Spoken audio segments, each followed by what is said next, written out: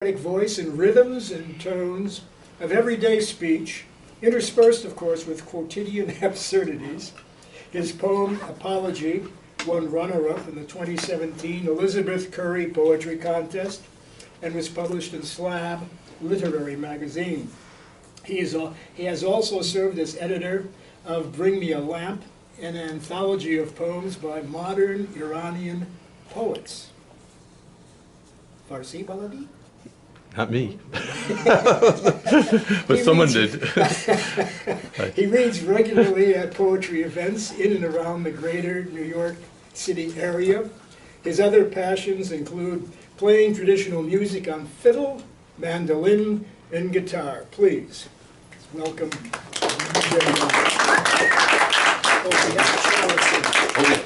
The holy chalice. We have the holy chalice, or Excellent. if you have your own, you have your homemade. We'll have a lot of water. Okay, a lot of water. Different I'll put water. one behind you here. How's Okay, that? so I'll use this one. There's your chalice. Okay, great. We'll chalice it. So today is the 100th birthday of Lawrence Ferlinghetti. I should have brought a poem by him, but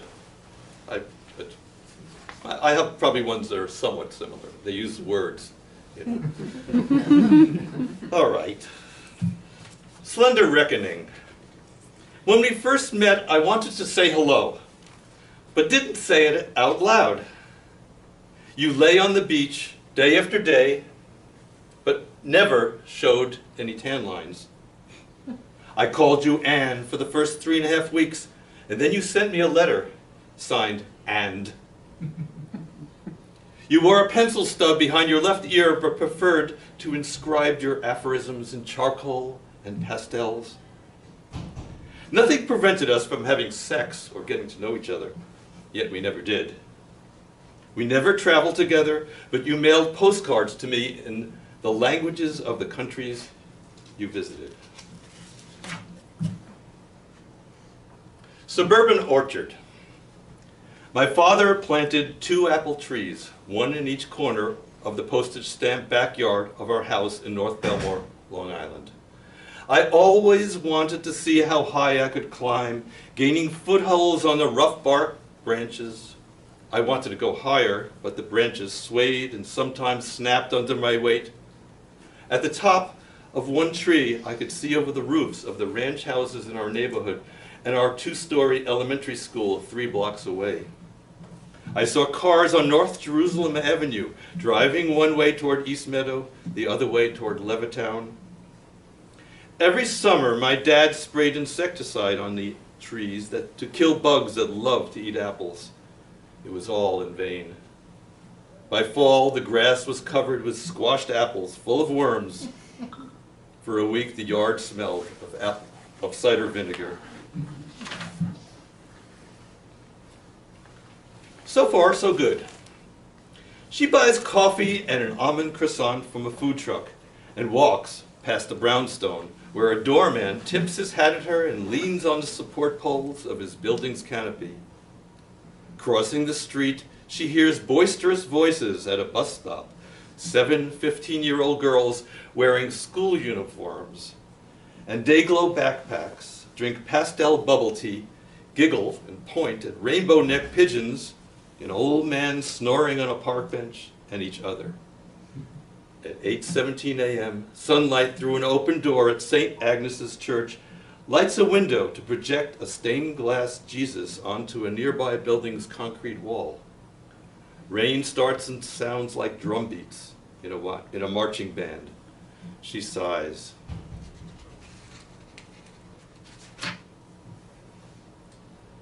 Coffee, regular. Early morning, she walks out on you, leaves only a note saying bye, takes from the apartment all evidence of your crumbling love. At work, another note, pink this time. Your desk emptied, a box left with your belongings, including your coffee cup. They say you're too distracted even after 12 years of service. You wander around the city, find a library, sit and stare for a while, go to a park, stare some more. Thoughts whirlpooling in your brain. The automat at lunchtime, crowded as usual. You get yourself a tuna salad on rye, cup of coffee, table in the corner. Coffee's supposed to wake you up, but 2 cups later, still fatigued, spent. More hours of meandering on darkening city streets, you find yourself at the Nighthawk Diner. Order a slice of apple pie and, yes, another cup. A couple banters with the soda jerk. Her smile reminds you of Dolores when she cared. His hat resembles yours, maybe the same haberdasher. They seem so at ease with each other, but hey, they're no vision of perfect love. It's never as simple as coffee. My brother. We took the boat out onto the first lake, his face reflected in the surface of the water. On that breathless day, he seemed unbearably calm. 3 years older than me, he appeared much younger. His dark eyes flitted about, trying to focus on something. We rowed toward the deepest part of the lake. I watched loons dive, surface, dive again, though I don't think he noticed them.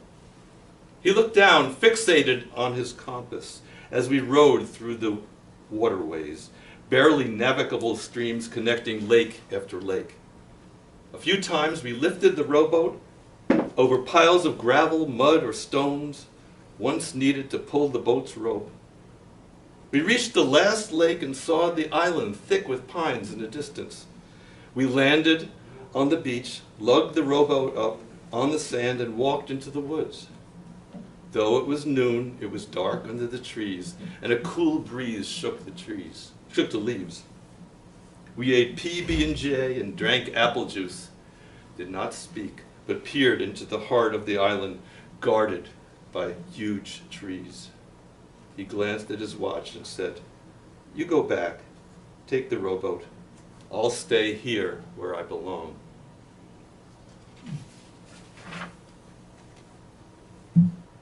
Someone must know why I must twiddle my thumbs while sitting cross-legged in this melancholy alleyway. The incessant rain pours down and soaks my burlap suit, which reeks of animal, and those lusty songsters won't shut up.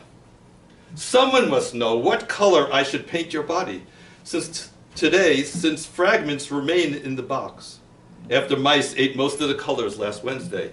And why it's been years since we made soup, since you work the night shift and I sleep the day.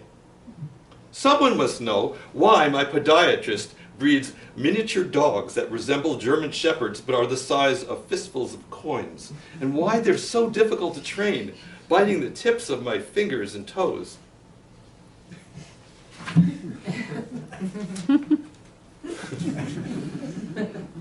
Widowmaker's waltz. My waltz in slow motion, one step at a time through otherworldly fog to my bed. Perspiration turns deeply cold. A shadow appears, obscuring angles in the room. My heart, cast iron in my chest. Inside, voice orders me to call. Outside, lawnmower cacophony fades into mumbling. My dog's eyes blink questions. Dispatcher on the phone, chew 4 baby aspirin. We'll be there in minutes. I sit on my stoop. Young cop arrives, notes my calm. EMTs strap me in. Siren wails, I cling tranquilly on this ride at the cusp of death.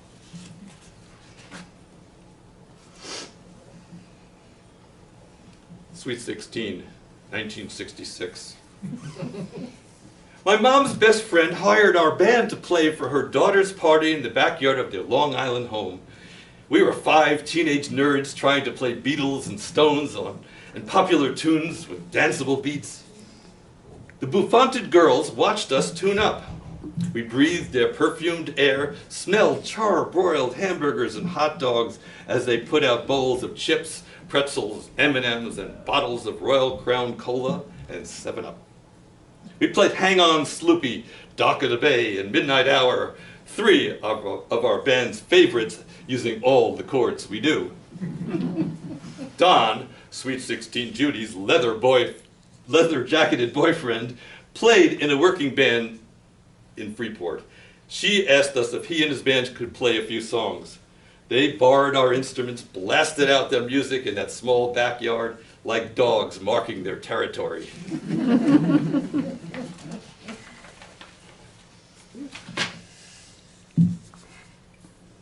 Altitude sickness. On a ride over mountain roads, the old bus creaks and sways, groaning with each sharp turn. A mother and young daughter whisper to each other, filling the human air. I can't hear their words, but their intimacy touches me, causing me to shiver. Though I have known such closeness, I am now without. I travel alone to a remote place, without a small touch on my wrist or a caring glance. The bus careens on a hairpin turn, and I forget for a moment those small fragments of yearning.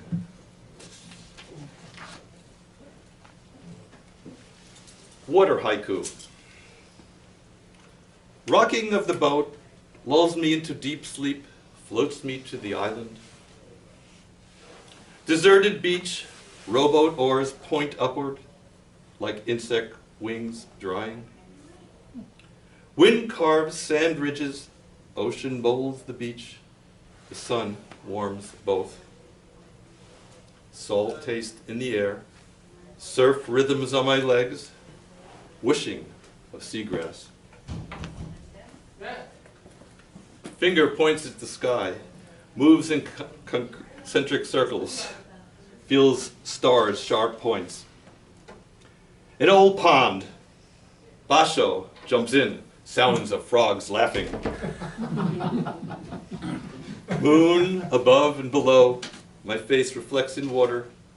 I prefer moon above.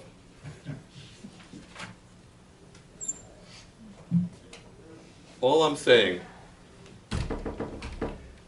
your anxious fingers entwine with mine as we travel to places unmapped and unknown, from opposite directions, an illusory dance, at times in step, at times off balance, silence interspersed with dissonance, a dialogue with words is spoken. Your skin, at first hesitant, seeks my touch. Your softness calms me like a placid breeze.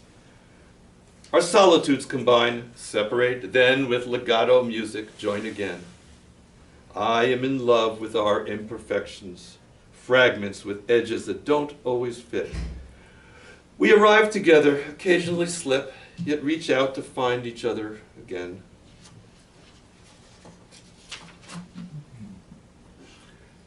Columbus Woods, 1958. On every summer day that year, Nate and I biked to Columbus Woods, an overgrown vacant lot near his house. Under a dark canopy of large trees, we made our way through thorny bushes ensnared with poison ivy and biting insects. Walking through puffballs, wildflowers, and weeds, we came upon butterflies with stained glass wings drying in the afternoon light.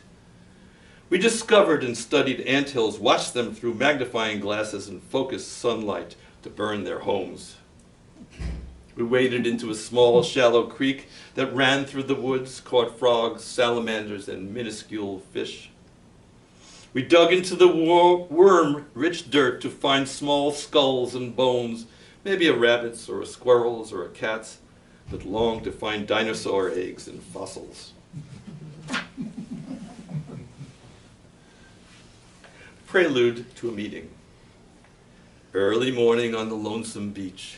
The sun rises, lighting a small bungalow. I creep up to the kitchen window and spy an orange on a windowsill. Everything is quiet, aside from the ocean waves, my heartbeat, and wind rustling unmowed grass. A Delft teapot with chipped spout sits on the counter. Steam rising.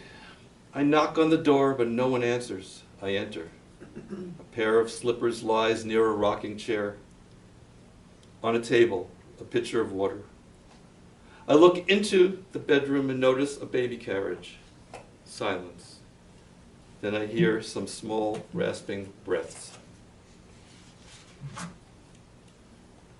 Halfway. A few months ago, a writer reached the midpoint of his life. He sat down at his desk and started a novel. His protagonist, Margot, an alluring, perceptive woman with an innocent face and a positive outlook on life, met Kenneth, for whom she developed a romantic attraction and whom she guessed would be the love of her life. However, the more the writer described her and the intricacies of her life, the more he fell deeply in love with her. Eventually, he could resist no longer. He said goodbye to his wife of 19 years, wrote himself into the plot, and romanced Margot away from Kenneth. Two lovers escaped to Prague to start a new life. He later completed the book from within its covers. True story. Two sisters, I suppose, not speaking, sit across the room from me, sip their lattes, each stares into the other's frowning face. The older one looks out the window, sees a speeding ambulance, lights flashing, horns blaring.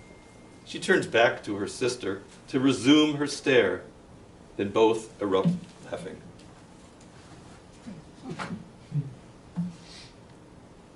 Rumba in the dark. Misheard mumblings ricochet in the drunken bar. Her breath's not her own, rented for the festivities. She sits alone with her friends, mistakes him for an ex-lover. They don masks and role-play, swaying their way to her apartment, make love on a creaking cot as cockroaches rumba in the dark.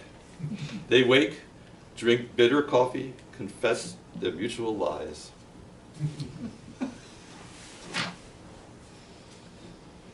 Coldest season. The clock ticks, hangs upside down in the old cottage. The pale, round-shouldered woman shuffles to her refrigerator, opens a container of yogurt, and peers through the window at ducks and geese paddling on the pond, and rowboats tied to the dock, but not used since her son stopped visiting. October's gray sky dulls the colors of maple and sycamore leaves in her yard. Her garden, now barren and 1/3 of what it had been, is enough for her meager diet. She hums a tune, closes her eyes, tries to recall the name of it or why she knows it, then realizes that it is a lullaby she sang to her children when they were small. Some surprising dictionary examples. At Café Bouche de Tranchée, each of our customers is treated to a surprise frog in every omelet. A small hot dog served in a croissant surprised Chan Fo, since in her country they had no plants or animals. Dr. Maravilla was surprised at the extraction of miniature boxer shorts from one of Ralph's molars. The fight that broke out in the exercise yard surprised all the guards, as many of them had fallen asleep after a heavy Hungarian lunch. The editors surprisingly removed all adverbs from Jennifer's poems when they were translated into Latvian. The supreme difficulty of showing surprise was obvious to Xufer, since no one from her planet had eyebrows or shoulders.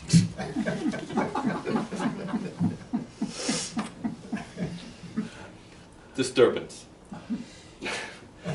The wind, breathless, moves in awe of its own power through leaves, grasses, over trees, buildings, pushes, pulls, thrashes, blusters with cannot, frustrated with must not, lands nowhere in a lofty swirl, breathes forward, surges upward, the wind.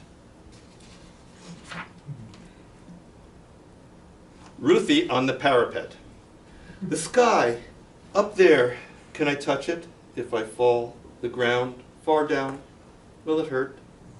Hard climb, up here, out of breath, long wait to fall.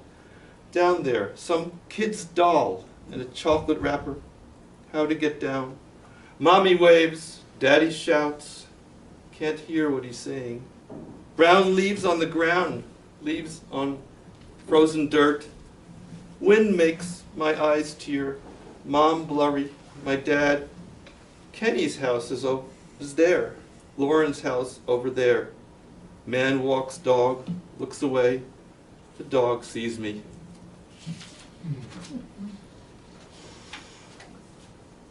Sensible shoes.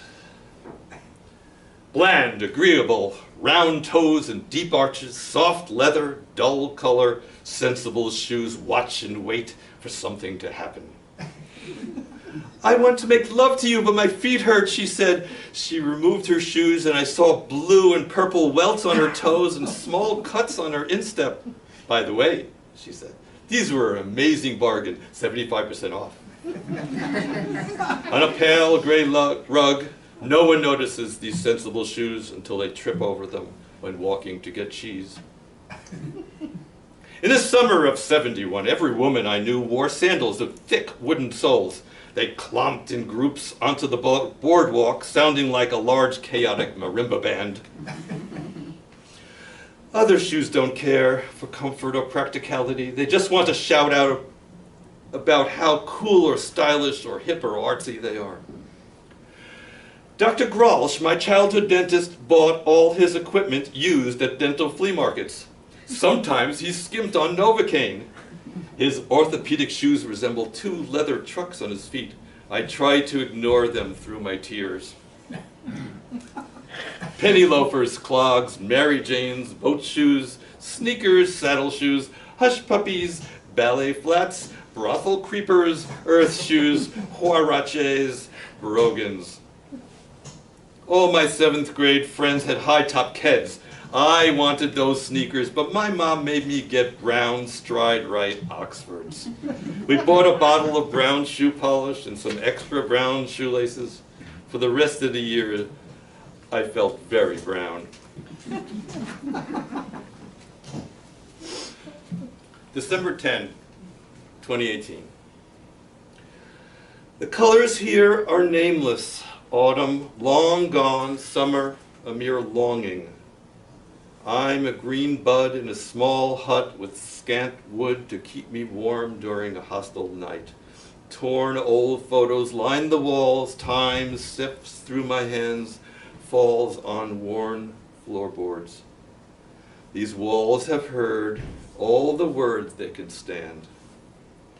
Through cracked glass windows, I see a doe and her fawn feeding on hemlocks that line the stone walkway. I cry, but it is a cry of disconnection to loss, not the loss itself.